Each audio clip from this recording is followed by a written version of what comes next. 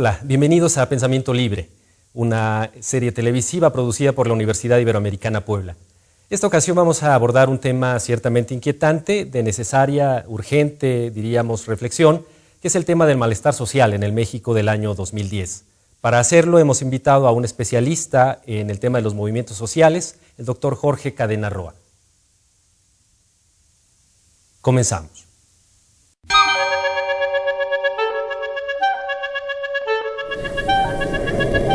Tú y yo.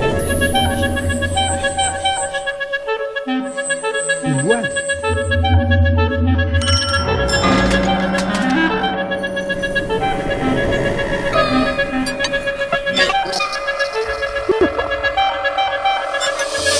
Todos igual.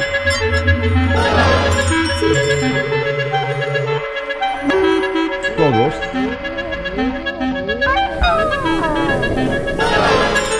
igual.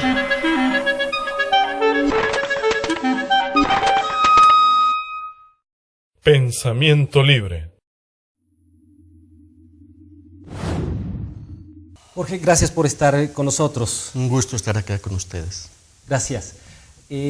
A propósito de este asunto y sobre todo en las inmediaciones del bicentenario de la independencia y el centenario de la revolución, hay, me parece, en el imaginario mexicano, y así ha sido manifestado por distintas voces, esta idea de la recurrencia con el ciclo de las revueltas en México, 1810, 1910, 2010, preguntamos, y me parece que eso se nota, se percibe en el ambiente de la vida social en nuestro país. ¿Qué hay en esto, Jorge? ¿Hay una propensión escatológica, característica de nuestro pueblo? ¿Hay la apelación a esta noción cíclica de la historia, cuando las narrativas historiográficas clásicas se declararon incompetentes para explicar la incertidumbre del presente? ¿O hay algo más? Bueno, yo creo que para empezar habría que decir que todo el tiempo hay malestar social y el malestar a veces disminuye y otras veces sube, y que la relación entre ese malestar y el que esto se convierta en un movimiento violento, armado, orientado a la conquista del poder político, no es una relación ni directa ni inmediata.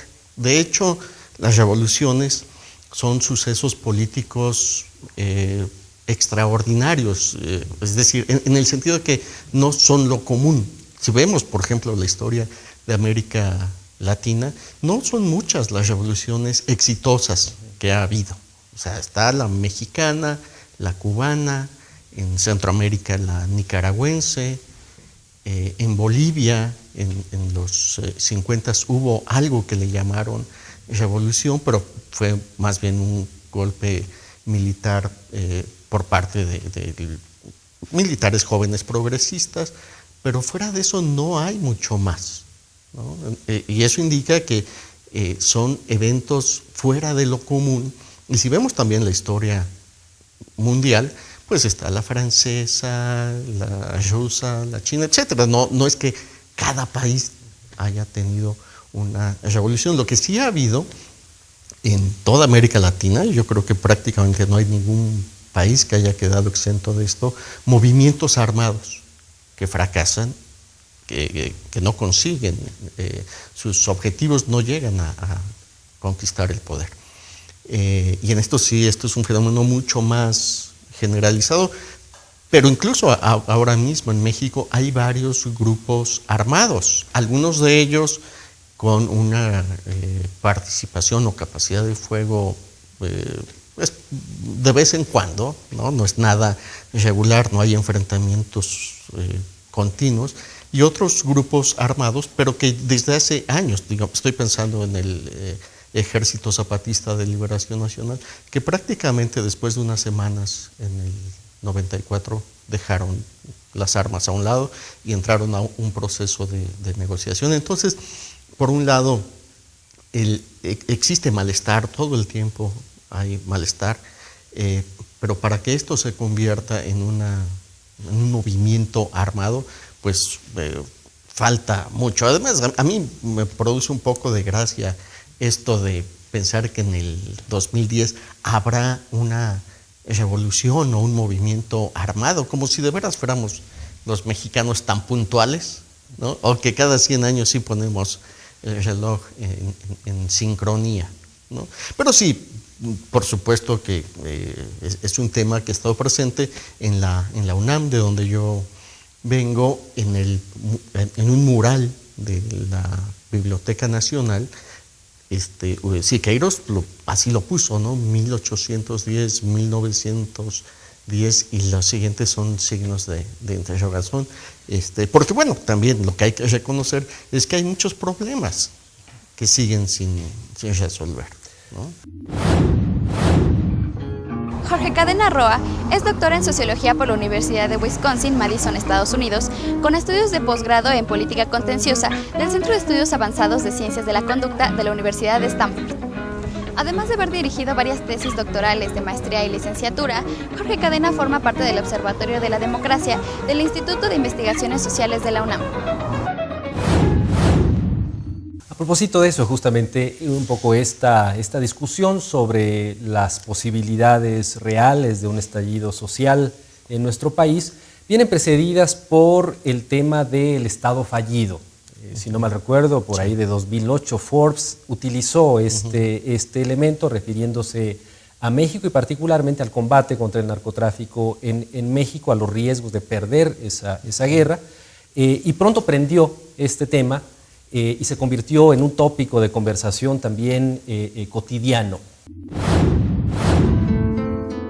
Noé Castillo Alarcón es licenciada en Comunicación por la UPAEP y maestro en Letras Iberoamericanas por la Universidad Iberoamericana Puebla. Castillo Alarcón fue coordinador de las licenciaturas en Periodismo y Comunicación e Información y coordinador de Extensión Universitaria de la Universidad Madero. ¿Tú crees que estamos en un escenario de Estado fallido que pudiese apuntalar, digamos, ¿no?, estos temores, estas expectativas de un estallido social? Bueno, mi impresión es que no estamos en esa situación, es decir, no somos un país semejante o comparable a Pakistán y en fin a otros de los estados que fueron mencionados como estados fallidos. Ciertamente hay preocupación muy grande por los niveles de violencia que se han llegado en el país, pero habría que señalar varias cosas. Uno, que es una violencia localizada, fundamentalmente en la zona norte, en Tijuana, en Ciudad Juárez, etc. Y también en algunos otros estados del país como Sinaloa y Michoacán. Fuera de eso, la violencia no tiene un nivel tan alto, como a veces parecerían sugerir las noticias y los diarios, ¿no? Los diarios han convertido en una nota de primera plana el número de ejecutados que aparecen todas las mañanas. Sin embargo, hay algunos datos muy interesantes que indican que no estamos en el peor nivel de violencia de la historia reciente, ¿no? Hay un estudio de Fernando Escalante Gonzalo que muestra que en los 70s y 80s el número de muertos en el país, digamos, de homicidios dolosos era mayor incluso que el actual. Entonces, estamos asistiendo a un fenómeno distinto, pero no por el lado cuantitativo, sino yo más bien diría que es por el lado de que las organizaciones criminales buscan notoriedad, están mandando mensajes a las autoridades y también a sus competidores. Y entonces no tienen la menor preocupación por esconder los cadáveres, sino muy por el contrario de hacerlos visibles. Y la prensa también ha hecho esto visible, ¿no? Con medio del escándalo y de la crueldad con la que son asesinadas estas personas, pero también el gobierno federal.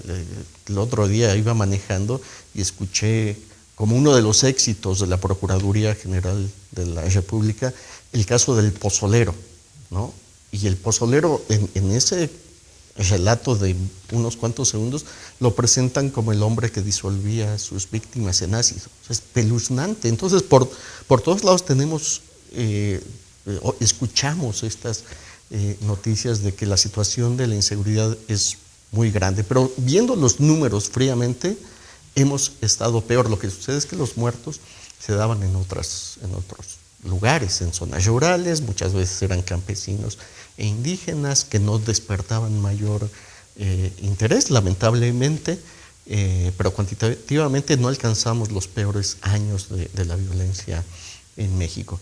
Y por otro lado, a mí me parece que el Estado mexicano no es un Estado fallido, sigue teniendo control del aparato estatal en su conjunto. Hay algunas zonas que sí se han retraído a su jurisdicción, pero ahí hay una lucha que todavía está por resolverse, pero no me parece que sea una lucha que se pueda perder. A mí en ocasiones me dicen que soy demasiado optimista, pero la verdad es que viendo los datos no me parece que eso vaya a suceder. Sí hay, y ese es el otro asunto que habría que considerar, es que estamos en México ejecutando una política que es conveniente a los Estados Unidos, que son el principal mercado de estupefacientes, pero que no tienen ellos ni el interés ni probablemente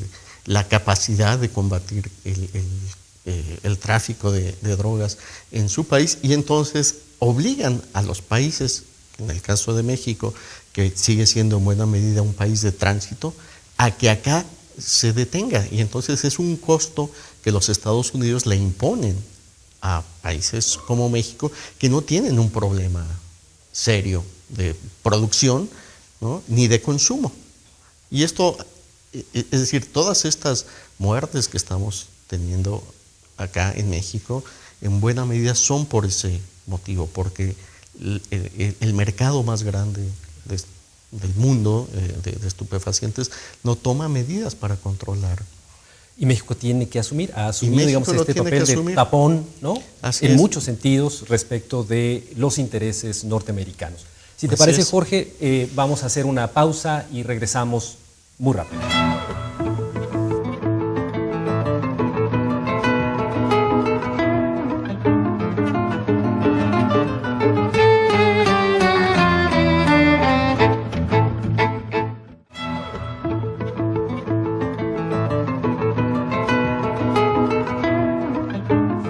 Bienvenidos de regreso a Pensamiento Libre. Estamos conversando con el doctor Jorge Cadena Roa sobre el malestar social en el México del año 2010.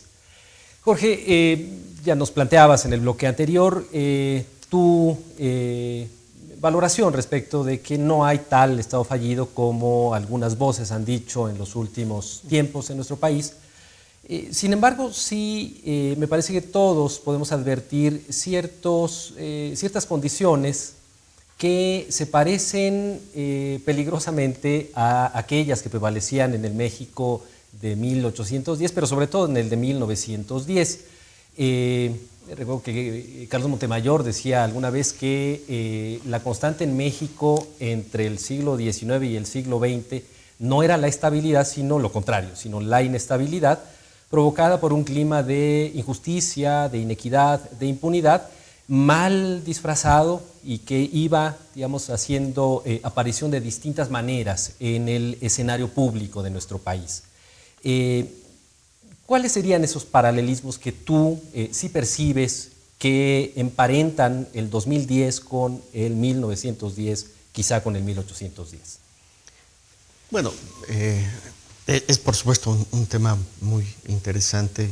De hecho, en la primaria y en los libros de texto y en la historia oficial nos enseñaron que la revolución había marcado una ruptura total con el pasado, ¿no?, que se había quedado atrás el porfirismo o el porfiriato, y los gobiernos emanados de la revolución ya eran otra cosa, ¿no?, justicia social, bienestar, un proyecto de corto, mediano y de largo plazo, conquistas de la revolución de cada uno de los gobierno. Sin embargo, efectivamente, hay muchas cosas que son clara continuidad con el porfiriato, con el periodo de Díaz.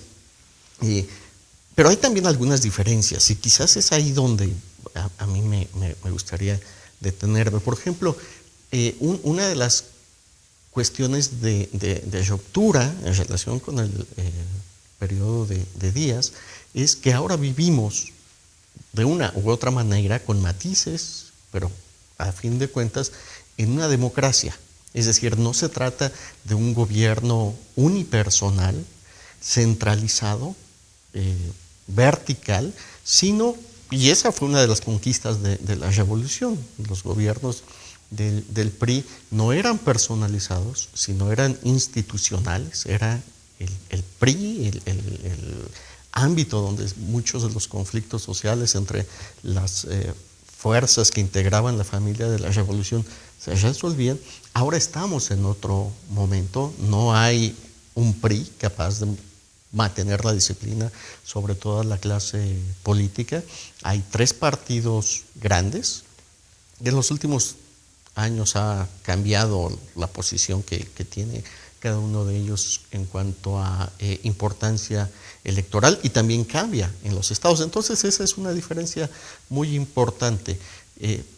Para decirlo con otras palabras, hay continuidad en términos de pobreza, en buena medida de desigualdad, de acceso a toda una serie de satisfactores, incluso hay continuidad en términos de respeto a derechos civiles, sociales y culturales de grupos importantes de la población.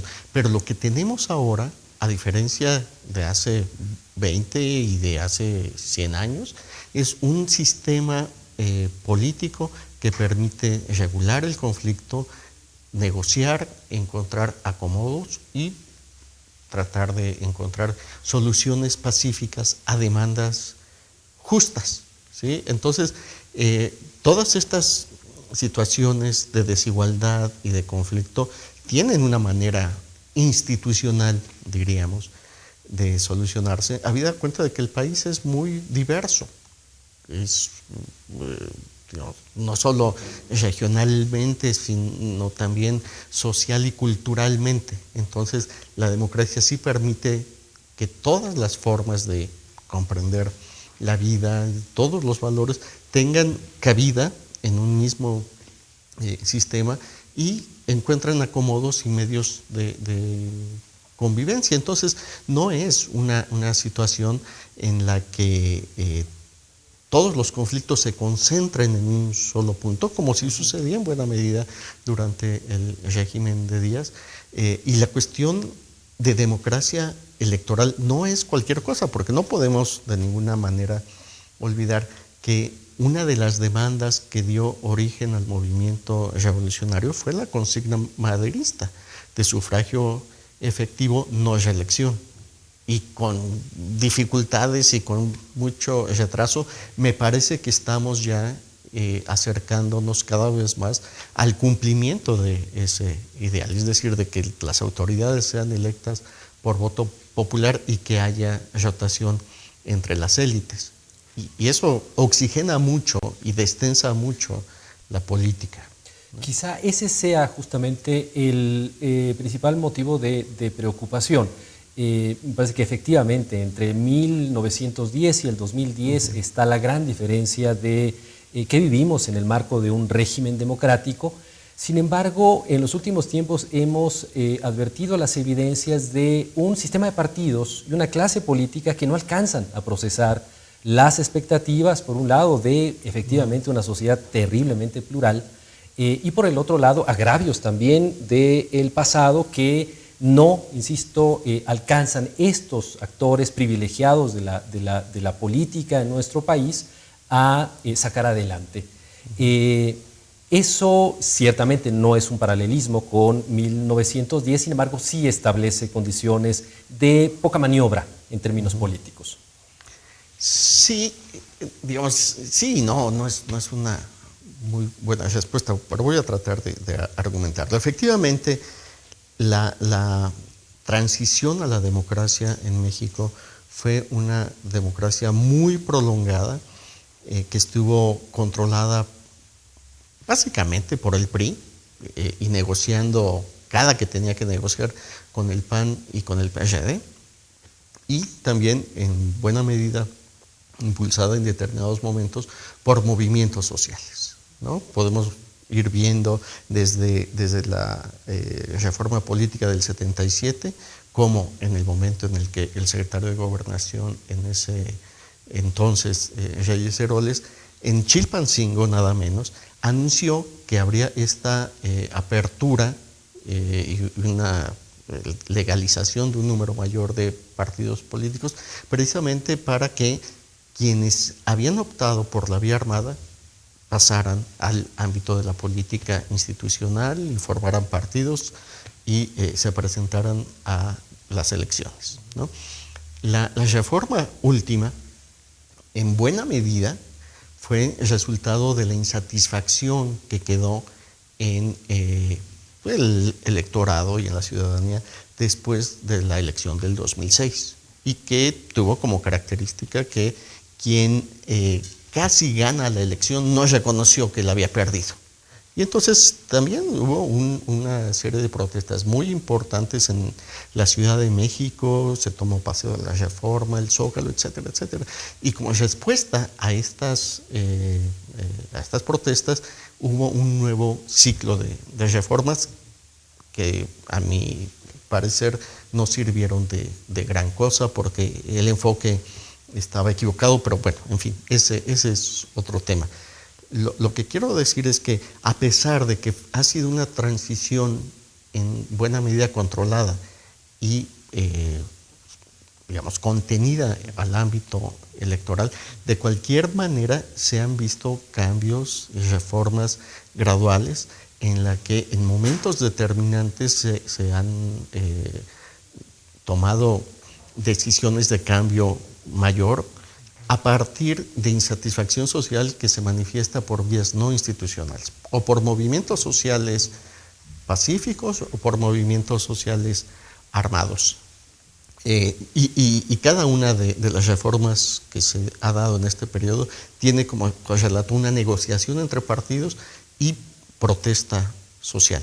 En este sentido, sí, efectivamente, los partidos políticos se han venido separando del electorado. Hay quienes hablan de que vivimos una partidocracia, de que los partidos responden básicamente a sus propios intereses.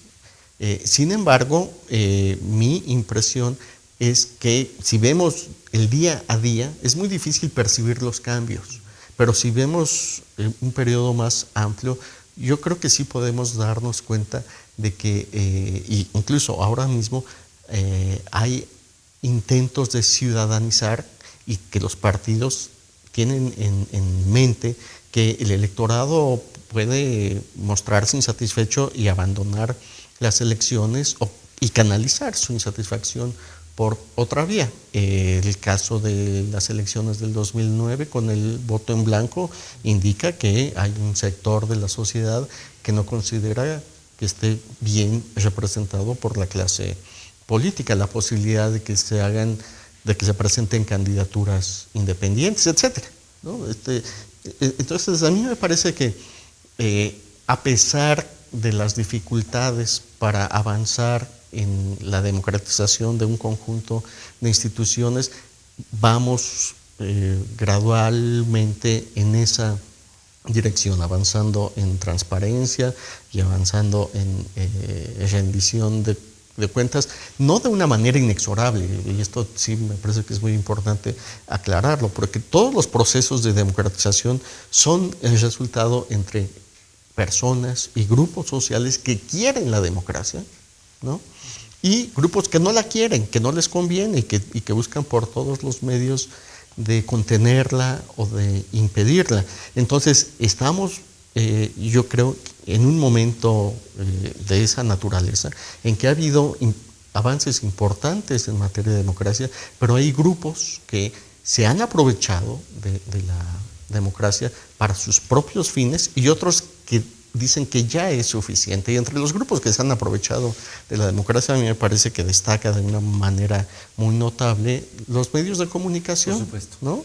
Porque abusan de la libertad de palabra para poner en el banquillo de los acusados a todo mundo, sin que nadie los juzgue a ellos, ni que tengan ningún tipo de supervisión, y con ese poder que tienen, tienen la capacidad de hacer y deshacer las carreras políticas de individuos y de partidos. Son quienes palomean quién puede llegar a la presidencia. Entonces, ese es un poder muy grande que hay que acotar. Sí, justamente sobre la caracterización de estas resistencias al proceso democrático me gustaría que conversáramos después de esta pausa de medio tiempo en Pensamiento Libre.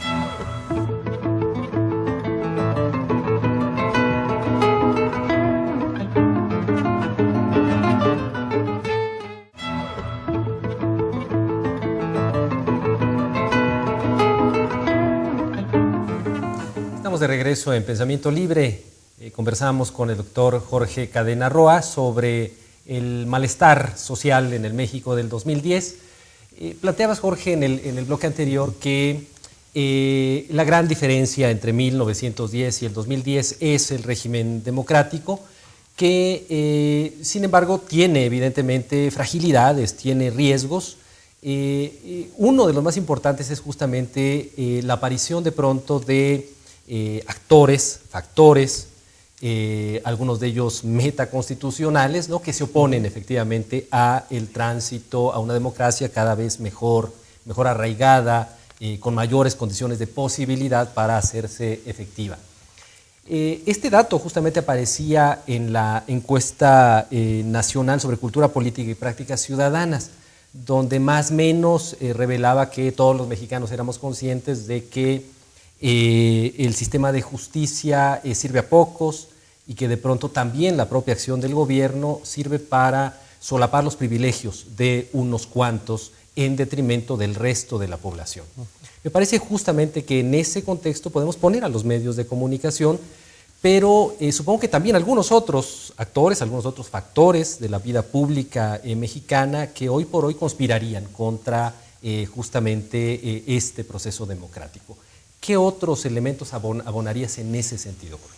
Sí, bueno, por supuesto que el de los medios de comunicación es muy importante porque llega a todas nuestras casas y los escuchamos, y tiene un papel muy importante para moldear las preferencias y también para decirnos quién no nos conviene, ¿no? Entonces ese es muy, muy importante, y solo terminaría agregando que en particular no es solo un problema mexicano, sino que otros países de América Latina que han tenido también transiciones a la democracia han encontrado una relación incómoda con los medios privados de comunicación, que antes estaban muy bien porque apoyaban el oficialismo, ¿no? Pero una vez que se dan alternancias en los poderes, ellos quieren mantener su influencia, y ha sucedido en Brasil, en Argentina, en Venezuela todo el tiempo con distintas soluciones. Bueno, y en cuanto a otros temas que también conspiran contra la democracia mexicana, yo diría que el proceso de transición ha sido muy desigual en el país, y que a nivel federal el presidencialismo ha sido acotado. Tenemos ahora un Congreso con una capacidad de decisión muy grande, ¿no? Cada año mueven dinero de una partida a otra y se asigna con una libertad que antes era completamente desconocida. Antes el presidente mandaba el presupuesto de ingresos y egresos y no se levantaba la mano en la Cámara de Diputados y pasaba sin problema. Ahora no, ahora ahí se redistribuyen cantidades importantes. Pero ese presidencialismo se ha vaciado, por usar esta figura, hacia los gobiernos de los estados. Y no podemos olvidar que hay algunos estados del país que no conocen alternancia. Esto lo que significa es que prácticamente desde 1929, que se creó el Partido de la Familia Revolucionaria, han sido gobernados por más o menos la misma clase política. Y no son pocos estados, ni tampoco son, digamos, de los estados menos significativos. Puebla es uno de ellos, pero también Veracruz, Oaxaca, en fin, ahí hay un conjunto de estados que no conocen la alternancia y que en algunos de ellos sigue funcionando el viejo sistema político mexicano en el que el jefe del Ejecutivo controlaba al Congreso y al Poder Judicial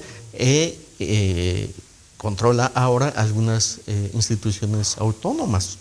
Hay casos en los que son los ejecutivos de los estados los que tienen la última palabra en la integración de los órganos directivos de los institutos electorales y con ello siguen teniendo la posibilidad de influir en la decisión. Además también de que hay porcentajes muy elevados, escandalosamente elevados, de los presupuestos de los estados, que los gobernadores no tienen ninguna obligación de decir en qué gastar.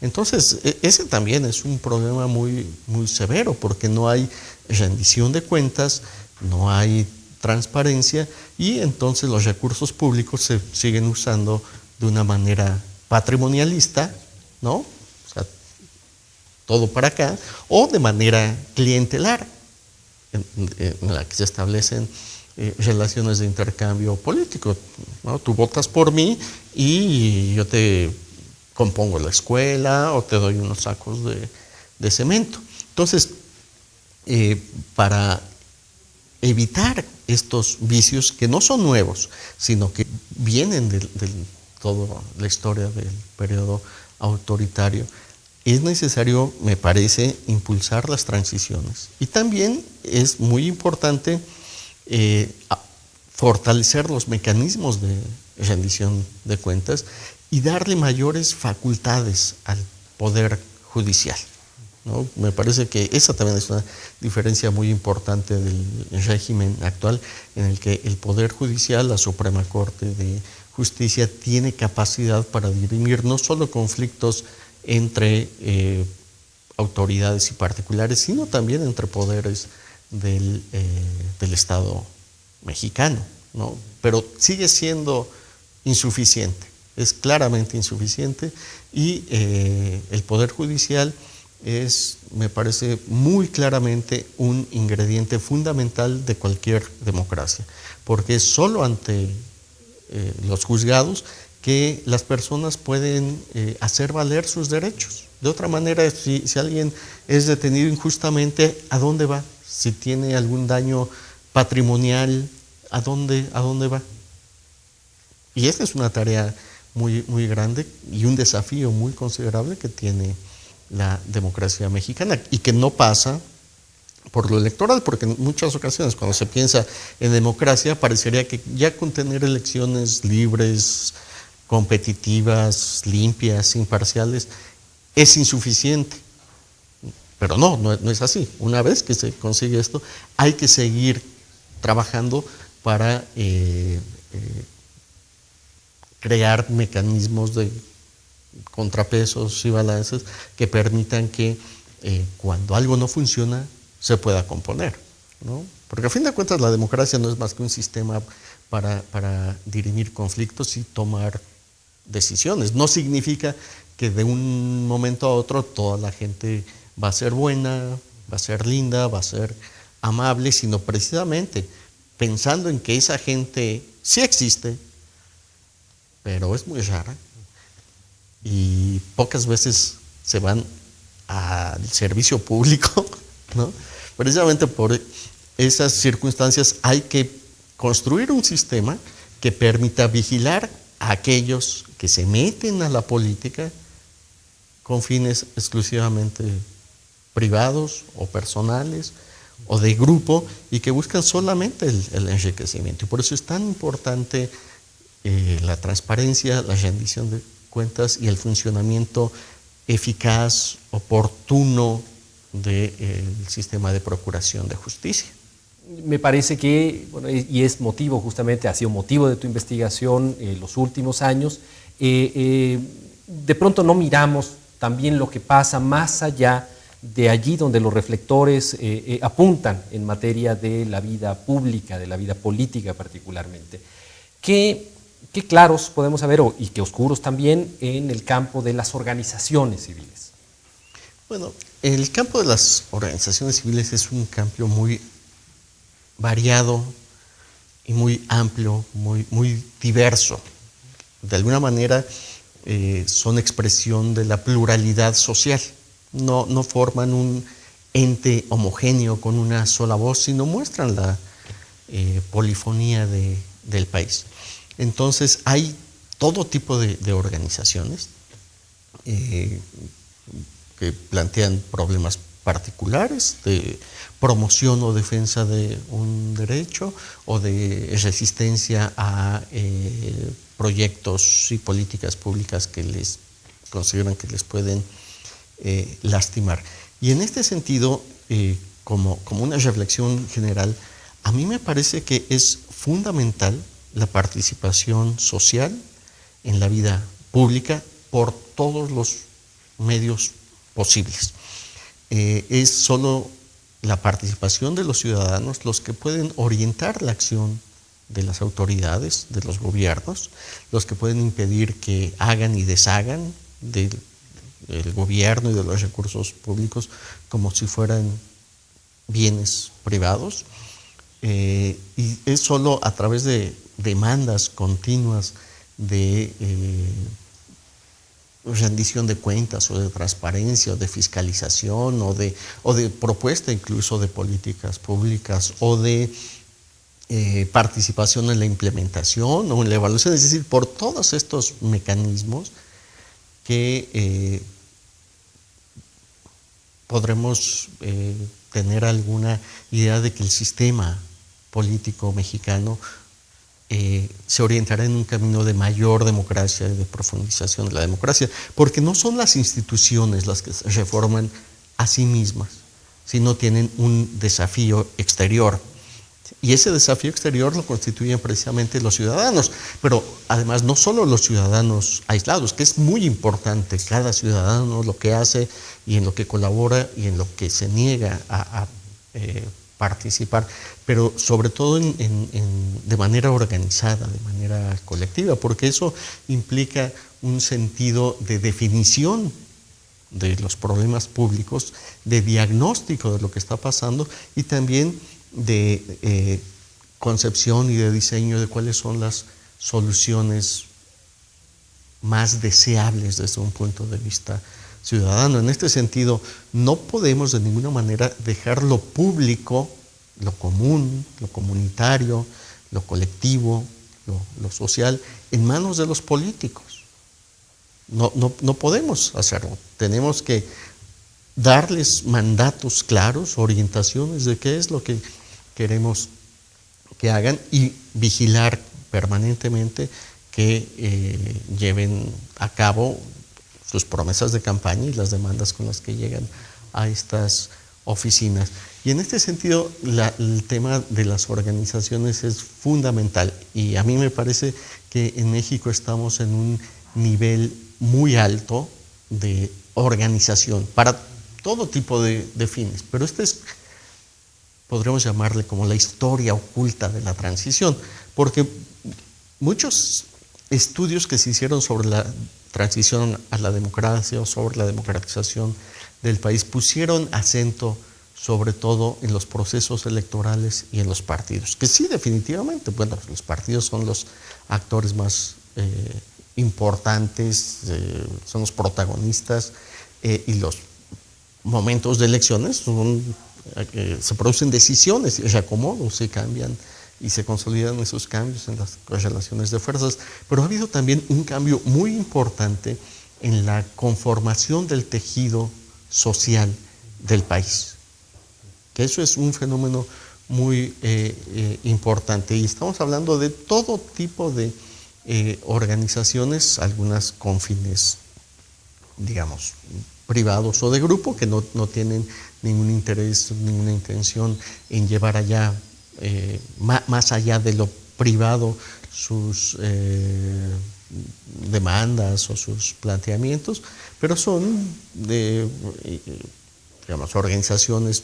En todos lados hay organizaciones para jugar fútbol o para distintas formas de pasar el tiempo y hacer ocio. Y de esas organizaciones ya no es muy difícil pasar a otro tipo de organizaciones que sí tengan la orientación de mejora del entorno y de bienestar colectivo o de bien común.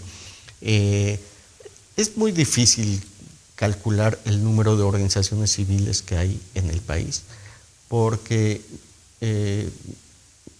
hay un sistema de registro, pero la verdad de las cosas es que hay para hacer cosas no necesitas registro, ¿no?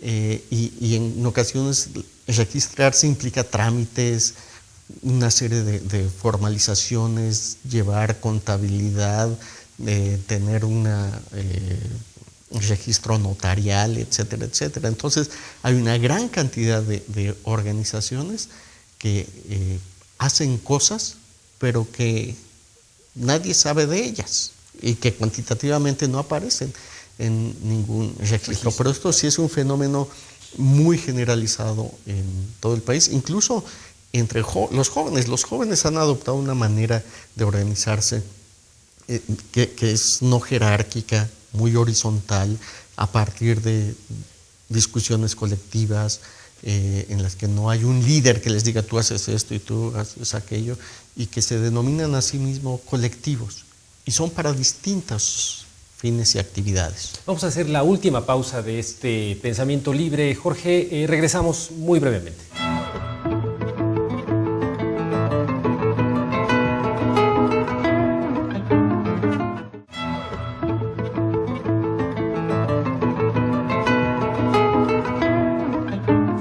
Gracias por seguir viendo Pensamiento Libre. Estamos rumbo al final de nuestra emisión de hoy. Jorge, ¿qué decir de esas otras organizaciones, tales como los sindicatos en nuestro país? ¿Qué recomposición han tenido o si han seguido idénticos a la trayectoria que les hemos visto, que les vimos durante el siglo XX? ¿Qué papel están desempeñando en el presente mexicano? Sí, yo creo que este es un tema muy, muy importante, porque efectivamente la sociedad civil es muy heterogénea y hay muchos signos positivos de mayor autoorganización, autorreflexión, de generación de propuestas, de búsqueda de influencia positiva en el sistema político, en las políticas públicas. Sin embargo, me parece que algunos sindicatos se han convertido en una suerte de enclaves autoritarios, que para nada representan una vida democrática interna, que sus líderes se siguen aprovechando de los recursos de sus afiliados de una manera escandalosa y sin ninguna vergüenza. Hace poco hubo un evento en la CTM, un periódico de circulación nacional los fotografió llegando a esta junta y todos llegaban en vehículos de lujo, ¿no? Cuando no era un Audi, era una camioneta, en fin, escandaloso. ¿Cómo puede un líder obrero en plena crisis tener recursos para comprar un vehículo de esos y ostentarlo? Porque no era solamente el vehículo, sino eran los relojes, en fin.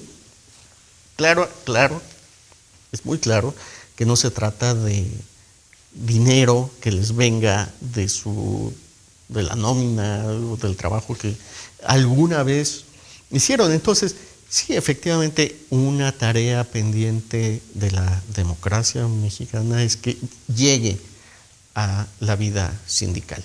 Muchos sindicatos han cambiado, eso sí es necesario decirlo, porque ya esta relación clientelar o de intercambio político que se tenía con el PRI no se puede sostener en la medida en que los líderes no pueden garantizar, en su mayoría, no pueden garantizar que sus afiliados van a votar por un partido determinado. porque ya con el voto secreto pueden decir, sí, yo voy a votar por el que tú me digas, líder, pero a la hora de la hora yo voy a votar porque el que a mí me parezca mejor. Sin embargo, sí hay algunos sindicatos que tienen esa capacidad de continuar con la disciplina de sus afiliados y de esa manera convertirse en un factor muy importante en elecciones competidas, en estas elecciones que se ganan por unos cuantos puntos de diferencia.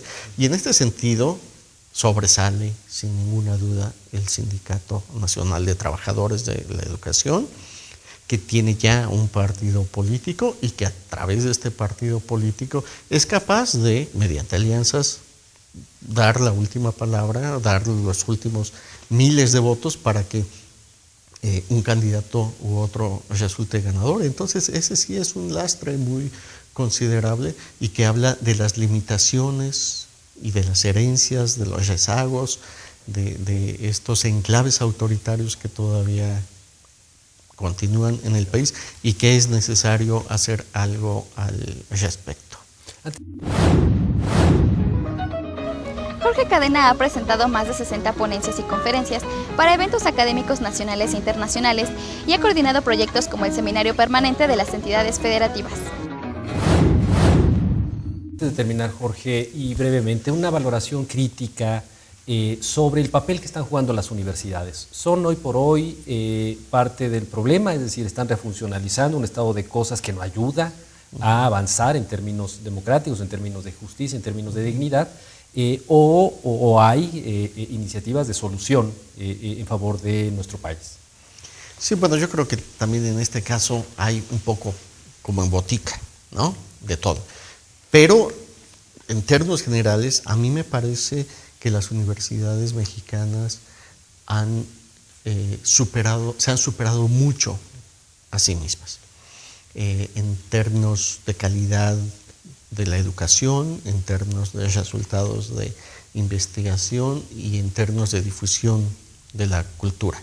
Por supuesto que hay desigualdades, no solo entre universidades, sino en los departamentos o facultades que componen cada una de las universidades.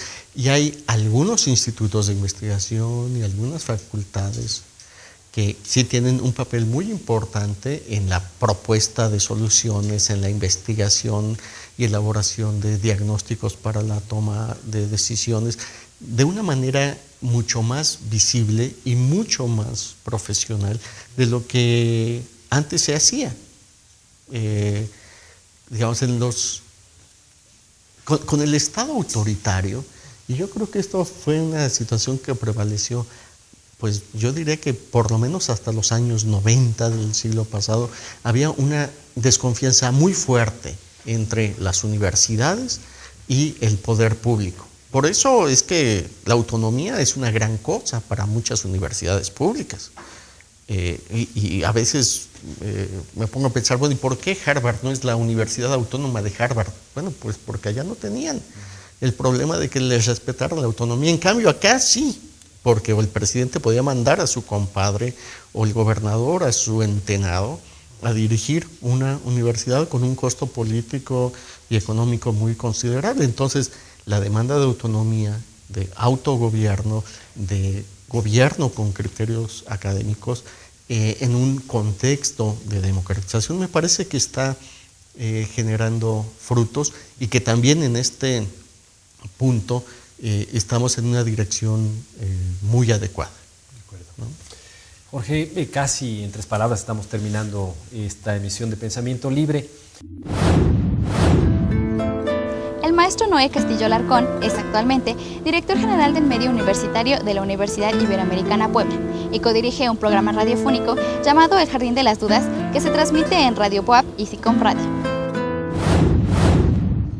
En el marco justamente de la conmemoración del Bicentenario de la Independencia y el Centenario de la Revolución, ¿cómo dirías que podemos celebrar dignamente, constructivamente, productivamente, de cara al futuro de nuestro país, este par de movimientos sociales justamente? Pues yo creo que algo muy importante y que cada quien tendrá que ver de qué manera lo hace, pero algo muy importante es pensar en lo que la democracia mexicana ha conseguido y ver de qué manera cada uno de nosotros, nuestros grupos de pertenencia, podemos hacer algo para consolidarla, para fortalecerla, pero también para ampliarla, para permitir que grupos que no se benefician del respeto a sus derechos civiles, políticos, sociales y culturales los tengan protegidos, y también para profundizar la democracia, para que no sea solamente un juego electoral, sino para que resuelva algunas de las demandas más sentidas del conjunto de la población, como son la pobreza, la seguridad pública, la calidad de la educación, etc. Entonces, una pregunta que pues yo invitaría al público que se haga es, ¿qué puedo hacer para ayudar a que esta democracia se consolide, se amplíe y se profundice en el ámbito en el que yo me desenvuelvo? Me parece que esa es una manera de celebrar y además de evitar estos episodios que son muy dolorosos, muy traumáticos y muy sangrientos, y que el cambio social se puede realizar por vía pacífica sin tanto dolor humano. Doctor Jorge Cadena Roa, muchas gracias por tu presencia en Pensamiento Libre, por ayudarnos a entender el presente mexicano. Ha sido un gusto conversar contigo.